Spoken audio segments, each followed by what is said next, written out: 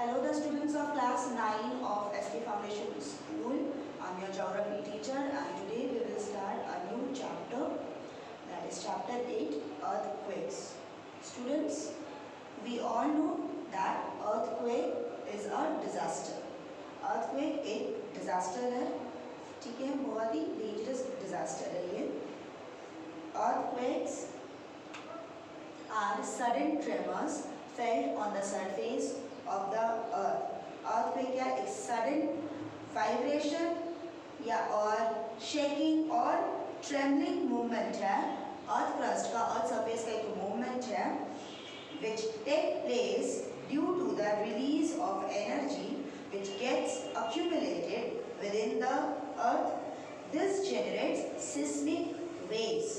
earthquake क्या है, एक sudden tremor है जो कि earth surface में होता है और जिसके ये कब होता है, जब अर्थ के विद इन द अर्थ, जब अर्थ के नीचे से अर्थ के अंदर से एनर्जी रिलीज होता है और जो कि सिस्मिक वेव्स को जनरेट करता है.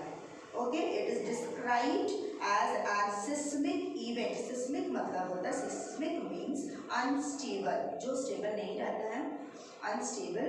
It is described as an seismic event, natural और ह्यूमन मेड, नेचुरल और कॉज्ड बाय ह्यूमन. ये नेचुरली भी अगर होता है और ह्यूमन मेड के भी, ह्यूमन की वजह से भी ये अर्थक्वेक होता है.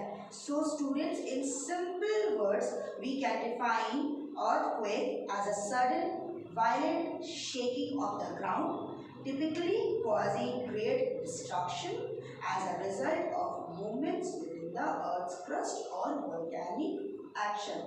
earthquake एक sudden violent shaking of the ground है, जमीन अचानक से हिलने लगता है, शेक करने लगता है, जिसके वजह से बहुत नुकसान हो जाता है. ओके, और ये क्यों होता है, जब वोल्केनिक इरप्शन, वोल्केनिक एक्शन या फिर अर्थ क्रस्ट के मूवमेंट की वजह से ये ऐसा होता है. ओके, नाउ सिस्मिक वेव्स के बारे में हम लोग, सिस्मिक वेव्स वर्ड्स के बारे में हम लोग पढ़े हैं, तो अब हम लोग जानेंगे कि सिस्मिक वेव्स है क्या. These are the seismic waves are the different types of earthquake waves. ये अर्थक्वेक वेव्स को ये सिस्मिक वेव्स बोलते हैं. P और primary waves, S और secondary waves, and L और long waves. There are three types of earthquake waves: P waves, S waves, and L waves. P है primary, S है secondary, और L है long. See, P waves are known as primary waves, S waves are known as secondary, and L waves are known as long waves. Okay, so P waves have longitudinal waves. S waves transverse waves. S waves का जो waves है वो transverse होता है, मतलब cross wise होता है, और L waves का जो होता है वो सरफेस वेव्स होता है. P waves are the waves of compression and travel the fastest. ये बहुत ज़्यादा स्पीड ट्रैवल करता है. See, the speed is 8 km/s. While S waves are transverse waves and cause the earth to vibrate perpendicularly to the direction of their motion at a speed of 4 km/s. And L waves are long surface waves and their motion is vertical or horizontal. क्योंकि ये surface waves है तो ये इसका जो motion है ये vertical या फिर horizontal होता है at a velocity of 3 km/s. Okay, now P wave can pass through the crust, mantle and core. earthquake में से जो P waves है वो crust, mantle और core हम लोग पढ़े थे अपने previous chapter में कि अर्थ क्रस्ट, अर्थ को जब हम लोग कट करेंगे तो उसमें हम लोग को 3 लेयर्स मिलता है: crust, mantle and core. crust the uppermost layer, mantle the middle layer, and the core is the innermost layer. तो जो P waves है, P waves can pass through these all layers. crust, mantle और core से ये P waves जो है वो पास हो सकता है, लेकिन S waves जो है can pass through the crust. crust से पास हो सकता है, मतलब the uppermost इनमोस्ट लेयर में वो पास हो सकता है, but partially through the mantle, थोड़ा बहुत मैंटल से पास हो सकता है, but get refracted at the core, but core की तरफ जब जाता है तो वो पूरा पूरा बेंट हो जाता है, रिफ्रैक्ट हो जाता है। L waves is the slowest earthquake wave and thus travel along the surface to the crust. क्योंकि L wave slow wave है, slowest earthquake wave है, इस वजह से वो सिर्फ अर्थ क्रस्ट पे ही ट्रैवल करता है। Okay, next point is earthquakes prediction, the prediction of an earthquake. So several methods have been developed, students, for predicting the time and place of the occurrence of earthquakes. Despite considerable efforts by seismologists, seismologists किसे कहते हैं? Seismologists are geophysicists who study earthquakes and the mechanical characteristics of the earth. Seismologists are the person जो earthquakes और उसके mechanical characteristics के बारे में पढ़ते हैं। Okay, so despite considerable effort by seismologists, scientifically prediction cannot be narrowed down to a specific day or month. इतना बहुत सारे methods अडॉप्ट करने के बाद भी ये हम लोग पर्टिकुलरली किस दिन किस महीने में ये अर्थक्वेक होगा ये हम लोग नहीं जान पाए हैं, क्योंकि ये नेचुरली अकर होता है, और अगर ये ह्यूमन मेड भी है तो भी ये ऑटोमेटिकली अकर होगा, ये हम लोग को बताकर नहीं होगा कि कल हम होने वाले हैं, क्योंकि ये सब नेचुरल डिजास्टर है। So seismology is the scientific study of earthquake, और जिसके earthquake के बारे में जो हम लोग साइंटिफिकली पढ़ते हैं, scientific study of earthquake and the propagation of elastic waves, और ये सब के waves के बारे में जो पढ़ते हैं उसको, उस पढ़ाई को हम लोग, उस स्टडी को हम लोग seismology कहते हैं। Okay, and seismometer is an instrument which measures the intensity of seismic activity, और ये सब एक्टिविटी के बारे में जो मेजर किया जाता है, इसलिए इन सब एक्टिविटी को जो मेजर करते हैं उस इंस्ट्रूमेंट को हम लोग सेस्मोमीटर कहते हैं। Okay, now Richter scale by Charles Francis Richter in 1956 was richer scale is an instrument which was invented by an American seismologist, Charles Francis Richter, in 1935. The scale ranges between 0 to 9. American seismologist जो थे Charles Francis richer, वो 1935 में Richter scale बोलकर एक instrument वो बनाए थे, वो इन्वेंट किए थे, जिसका रेंज 0 से 9 के बीच में आता है। ओके, और अर्थक्वेक जो है उसका मैग्नीट्यूड हम लोग रिचर स्केल में ही मेजर करते हैं। The Mercalli scale was introduced in the 20th century by Italian seismologist Giuseppe Mercalli. Its gradation to measure the intensity of the vibration is from Roman number 1 to 12. मर्कारी scale भी introduce किया गया था 20th century में by Italian seismologist Giuseppe Mercalli बोलकर। Okay, then in the 1970s में the US Geological Survey उन लोगों ने the moment magnitude scale MMS was developed. It calculates, वो क्या कैलकुलेट करता था? MMS जो है the moment magnitude scale calculates the magnitude of large earthquakes.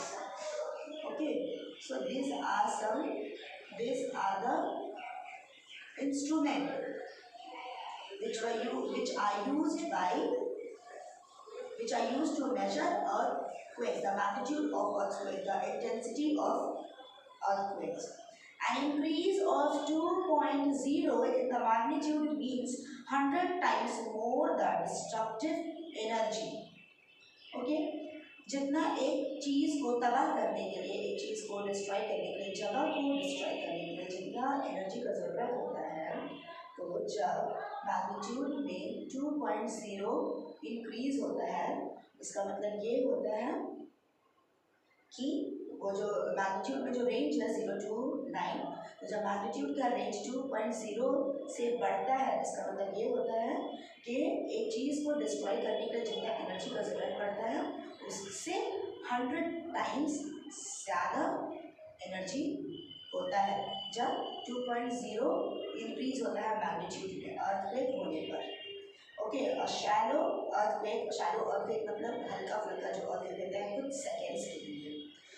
So a shallow earthquake leads to more damages to the physical structure on the surface of the earth. एक जो हल्का सा कुछ सेकेंड्स के लिए जो earthquake होता है और सरफेस में वो ज़्यादा डेंजरस होता है क्योंकि वो ज़्यादा डैमेज करता है फिजिकल स्ट्रक्चर को, चाहे वो बिल्डिंग हो, ट्रीज हो, रोड्स हो, ओके, माउंटेन्स हो, ये सब कुछ ज़्यादा इफेक्ट हो जाता है, ज़्यादा डैमेज करता है।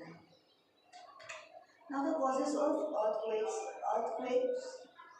किस वजह से होता है? What are the causes? Folding and faulting. The tectonic movements within the earth cause changes on the surface of the earth. अर्थ के नीचे जो टेक्टोनिक मूवमेंट होता है, टेक्टोनिक मूवमेंट के वजह से अर्थ सरफेस में बहुत सारे चेंजेस आता है which forms physical features like mountains, plateaus and rift valley. Okay, tectonic movement के वजह से mountains, Plato's and rift valleys form होता है। हम लोग अपने पहले प्रीवियस चैप्टर्स में ये पढ़ चुके हैं। ओके, तो जिसकी वजह से फोल्डिंग एंड फॉल्टिंग होता है। Then the volcanic eruptions are mostly very violent. Volcanoes जो होते हैं they cause vibrations in the earth crust में वो वाइब्रेशन होता है जिसकी वजह से which causes tremors in the earth, जिसकी वजह से बहुत ज़्यादा शेक होने लगता है अर्थ क्रस्ट में, जिसकी वजह से अर्थक्वेक हो जाता है।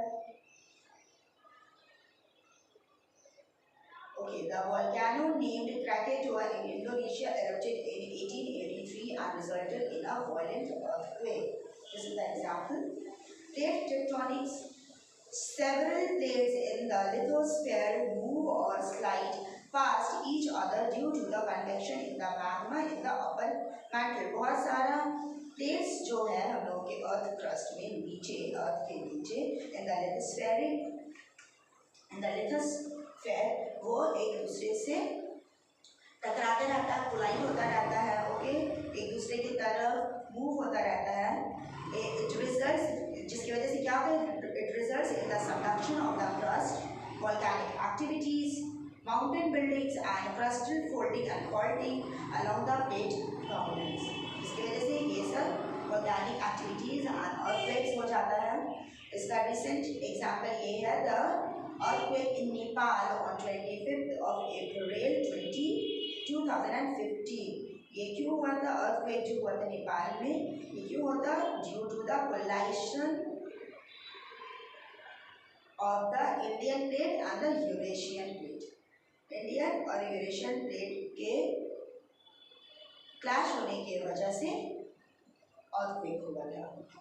Then landslides and avalanches in the mountainous region also cause earthquake. We all know कि लैंडस्लाइड्स जो होता है, लैंडस्लाइड्स भी एक तरह का डिजास्टर है, और एवलांचेस जो स्नोफॉल होते हैं वो लोग मतलब लैंडस्लाइड्स और एवलांचेस भी कॉज है, वजह है अर्थक्वेक होने का। नाउ द एंथ्रोपोजेनिक फैक्टर, ये तो हो गया। आप यहाँ पर आप जितना भी देख रहे हैं, folding and faulting, volcanic eruption, plate tectonics, volcanic eruptions, landslides, ये सारा क्या नेचुरल डिजास्टर है, नेचुरल कॉज है। ओके, अर्थक्वेक होने का नेचुरल कॉज है। अब एंथ्रोपोजेनिक फैक्टर जो है वो ह्यूमन मेड है। The collapse of the roofs of underground caves sometimes release great force which causes minor tremors on the earth. जो ह्यूमन मेड कॉज है वो क्या है, न्यूक्लियर एक्सप्लोजन। न्यूक्लियर एक्सप्लोजन होने की वजह से it release massive energy which causes tremors in the earth crust. Nuclear explosion होने की वजह से, न्यूक्लियर एक्सप्लोजन कैसे होगा, due to human being, human की वजह से होगा, हम लोग की लापरवाही की वजह से होगा। तो न्यूक्लियर एक्सप्लोजन भी अर्थ क्रस्ट मतलब अर्थक्वेक होने में, अर्थक्वेक होने का एक वजह है। Okay, now the effects of an earthquake. Destructive, that is negative effect, constructive, that is positive effect. पहले हम लोग पढ़ेंगे डिस्ट्रक्टिव और नेगेटिव इफेक्ट्स को, कि जब अर्थक्वेक होता है तो उसका नेगेटिव इफेक्ट क्या क्या नुकसान हो जाता है। Loss of property, earthquake causes the dismantling of buildings, bridges and other structures at or near epicenter जहाँ पे होता है। Okay, loss of life, many men and animals are killed or buried under collapsed houses। बहुत सारे लोगों की जान चली जाती है अर्थक्वेक होने पर, क्योंकि बिल्डिंग्स वगैरह घर पर लोग और अचानक से अर्थक्वेक हो गया तो बिल्डिंग्स गिर गए, वहीं पे दब कर, उसके नीचे ही दब कर लोगों की जान चली जाती है। एनिमल्स भी रहते हैं जहाँ पर, वहाँ भी वो लोग भी चप कर मर जाते हैं। राइट, बिल्डिंग्स का नुकसान हो जाता है, रोड्स का, लैंड्स का नुकसान हो जाता है, माउंटेन्स भी टूट जाते हैं। तो ये सब loss of property and life है। देन सुनामीज हो जाते हैं। अर्थक्वेक्स ओरिजिनेट सी वेव्स कॉल्ड सुनामीज। अर्थक्वेक जब होते हैं समुद्र के नीचे का जो ये है आपका ज़मीन है, जब अर्थक्वेक वहाँ पे अर्थक्वेक होता है तो ओरिजिनेट सी वेव्स, बहुत बड़े बड़े वेव्स आते हैं जिसको सुनामीज कहते हैं। Earthquake result in the formation of cracks and fissures on the ground formation. It causes landslides and disturb the isostatic equilibrium. Okay, rails are folded underground, wires broken, fire breaks out inevitably in large towns. Earthquake होने की वजह से जो सा Fyers बोल रहे हैं हम, अर्थक्वेक होने की वजह से अंडरग्राउंड वायर्स टूट जाते हैं जिसकी वजह से आग लग जाती है। Right, landslides due to earthquake may block valleys to form lake. Earthquake की वजह से जो लैंडस्लाइड्स होती हैं उसके वजह से वैलीज जो है वो ब्लॉक हो जाते हैं और क्या बन जाता है, लेक फॉर्म हो जाता है। बहुत सारे लेक्स फॉर्म हो जाते हैं अर्थक्वेक की वजह से, क्योंकि वैलीज जो है वो ब्लॉक हो जाता है। ओके, कोर्सेज ऑफ रिवर्स अपना रास्ता बदल लेती है, नदी अपना रास्ता बदल लेती है, और इसी के वजह से this often followed by floods which add to human suffering, जिसकी वजह से बाढ़ आ जाता है। Okay, now the constructive effects मतलब पॉजिटिव इफेक्ट्स, क्रिएटिव इफेक्ट्स। क्या होता है अर्थक्वेक की वजह से, अब अच्छा क्या क्या हो जाता है, कुछ अगर नुकसान है तो कुछ अच्छा भी होता है। तो अच्छा क्या होता है, पॉजिटिव इफेक्ट्स क्या हो जाता है, emergence of coastal plains. The earthquake sometimes cause submergence in coastal land and result in formation of inlets, bays and gulfs, which help to develop of fishing and shipping etc. Emergence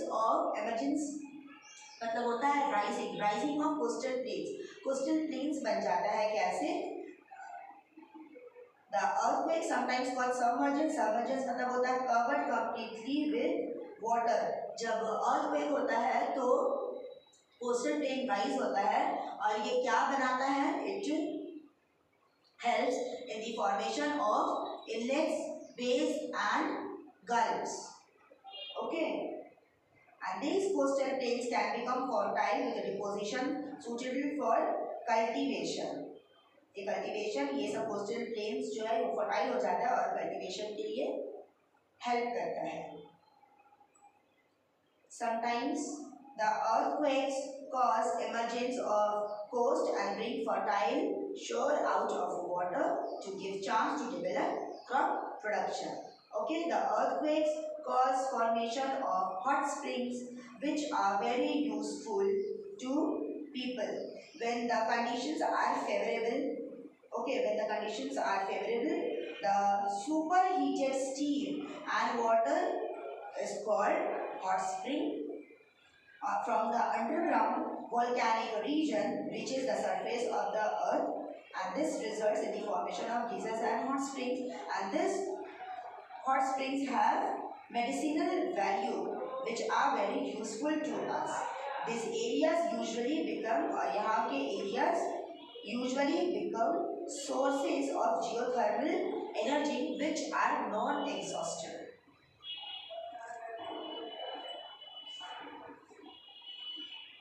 Okay, then the distribution of earthquake. The geographical distribution of earthquake areas of folding and faulting or crustal instability are prone to more frequent earthquake. जहाँ के areas folding और faulting होते हैं या फिर क्रास्टल instability होता है वो ज़्यादा अर्थक्वेक होने में हेल्प करता है, प्रोन करता है, स्लाइड करता है. The earthquakes are concentrated in two main belts. Earthquakes यहाँ पर the earthquakes are concentrated in two main belts. World को टू बेल्ट्स में डिवाइड कर दिया गया है, टू बेल्ट्स में बांटा गया है, टू बेल्ट्स में जहाँ पर अर्थक्वेक ज़्यादा होते हैं. एक है सर्कम पैसिफिक अर्थक्वेक बेल्ट जिसको रिंग ऑफ फायर भी कहते हैं, और एक है the other one is mid world mountain earthquake belt. So the circum-Pacific earthquake belt includes all the coastal areas around the Pacific Ocean. Pacific Ocean के आसपास जितने भी coastal areas हैं उसको ring of fire कहा गया है, उसको सर्कम पैसिफिक अर्थक्वेक बेल्ट कहा गया है क्योंकि वहाँ के जोन वो जोन 68% ऑफ अर्थक्वेक, वर्ल्ड का 68% ऑफ अर्थक्वेक वहाँ होता है. वर्ल्ड का 68% अर्थक्वेक जो है वो इस बेल्ट पे पाया जाता है, इस बेल्ट पे मिलता है जिसको हम लोग रिंग ऑफ फायर भी कहते हैं. ये हम आप लोगों को आपके प्रीवियस चैप्टर वोल्केनोज में बताए थे. Okay, so the coast of the coastal areas around the Pacific Oceans are the coast of Alaska, Aleutian Islands, Japan, Philippines, New Zealand and North and South America. ये सब जो coast है ये इस zone में सर्कम पैसिफिक अर्थक्वेक बेल्ट में पाया जाता है. Okay, then mid-world mountain earthquake belt. This belt starts from the Alps and passes through Turkey, Iran, Iraq, the Himalayas, through Tibet and China. तो mid-world earthquake belt जो है यहाँ पर world का 31% earthquake यहाँ पर होता है. ओके, इस बेल्ट पर जो एरियाज पाए जाते हैं वहाँ पर 31% earthquake होता है. And the other areas include northern Africa and the Rift Valley areas of the Red Sea and the Red Sea. Okay, and the ocean regions are also sometimes active in earthquake zones. Okay, so students, I hope you have understood that chapter. For more details, please go through your textbook and please do the following exercises in your geography copy and submit it in the school. And if you have any problem, then you can contact the school. Thank you.